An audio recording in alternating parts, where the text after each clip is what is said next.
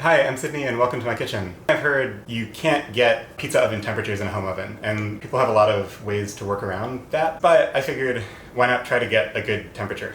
These wires are connected to the control board where the temperature sensor comes in from inside the oven. I can connect a resistor across it to lie to the oven about what temperature it is. Right now, the oven is going to be reading the correct temperature, but if I add this, it's going to be reading a lower temperature than it actually is. I'm going to take this off to the side so it doesn't get too hot.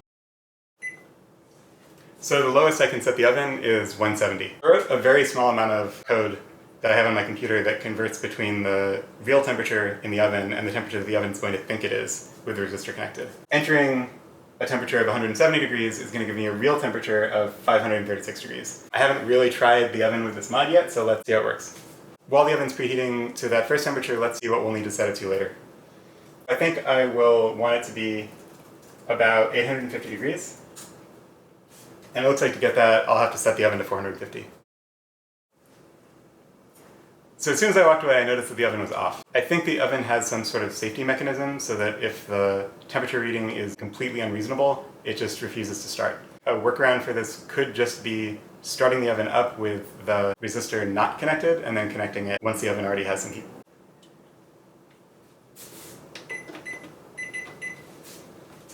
So I'm going to try preheating the oven to 300 and see what happens. So the oven's preheated to 300 now. I'm going to lower the temperature back to 170. And now I'm going to connect the mod. So the oven should now think that it's significantly below 170. So the oven's been continuing to preheat with the resistor connected. Let's see how it's doing. I notice it's been cycling off and on more than it would if it were like really preheating. Maybe because I lowered the temperature, so it thinks it's just trying to maintain. But let's see.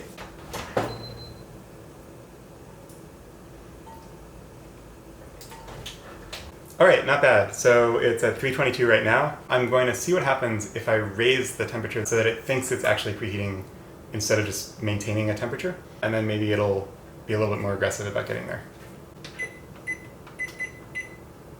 All right, so I just set the temperature to 200 on the oven.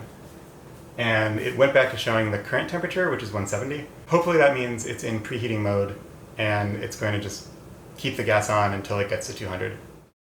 The oven just beeped. It says that it's finished preheating to 200. Let's see what temperature it actually is inside.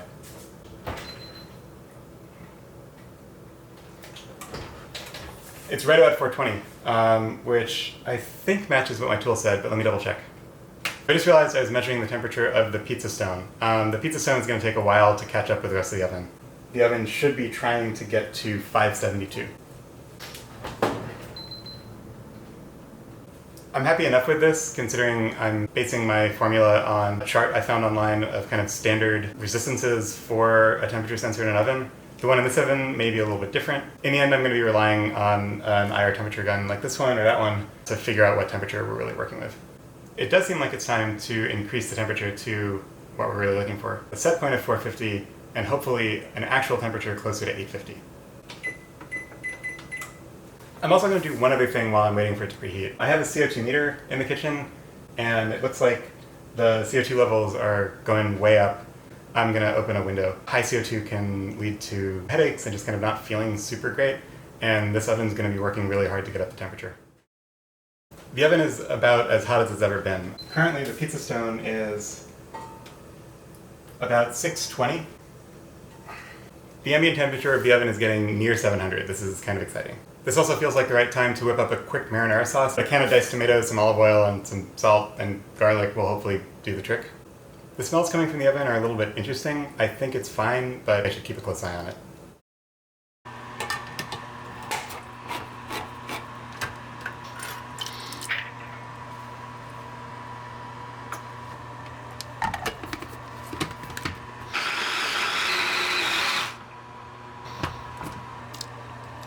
Alright, it's doing pretty good. It definitely has enough salt, maybe a little bit more oil.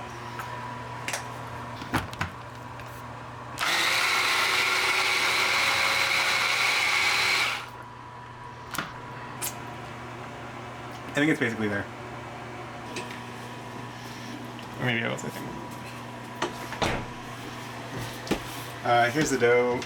from yesterday. I'm gonna grab 2 kinds of flour. 00, that's the same thing that went into the dough, and some semolina. Because semolina is coarser, it might be better for stopping the pizza from sticking. But when I see people shaping pizza, which I have never done, I usually see them doing it in a big pile of what I assume is 00 flour.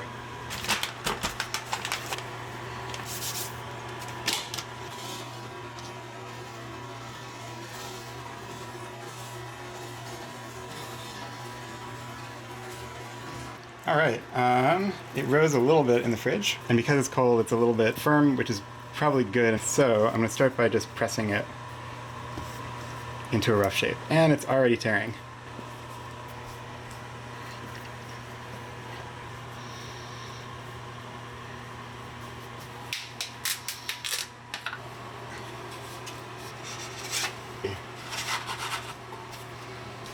I've heard that the most important thing about working with a pizza peel is confidence. If you hesitate, it's just gonna stick.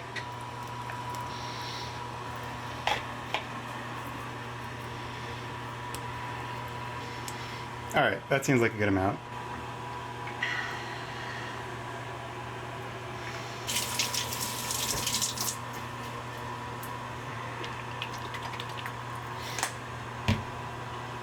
Okay. That's it.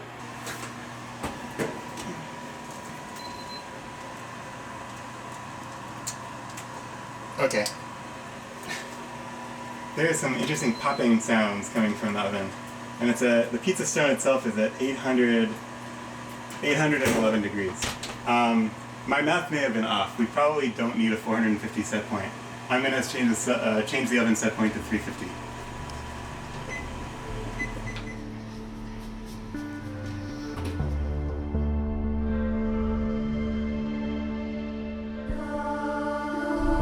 That is how you know that this is hot enough. The flour is burning on contact. This is going to be done really fast.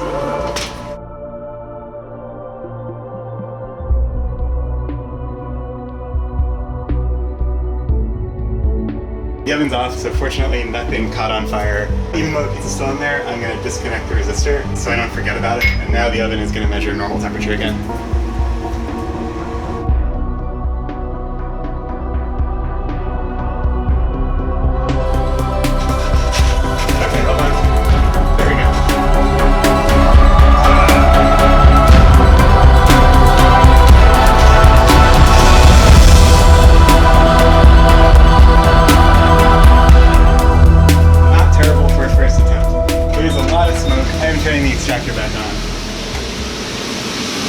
Because otherwise the smoke detector is definitely going to go off. In fact, it might go off anyway. That might be okay. Oh, there's a lot of smoke. Check out the pizza.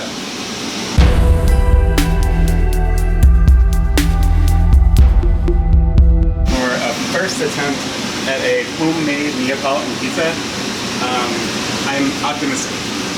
I'm convinced it's maybe just the right amount of burned on the bottom.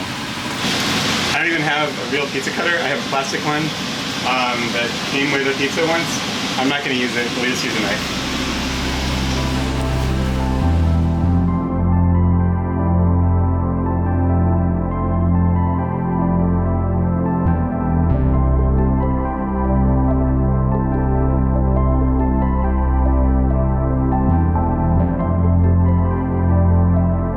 I just want to try it, and it's really loud in here, and it's going to take time for the smoke to clear.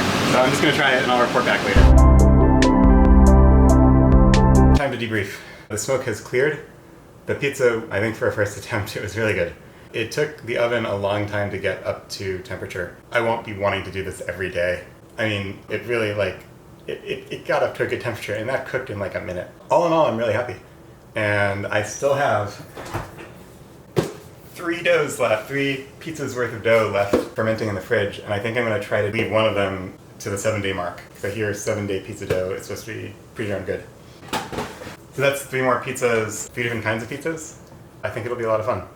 So, thanks for letting me show you around my kitchen, and hopefully there will be more in the future.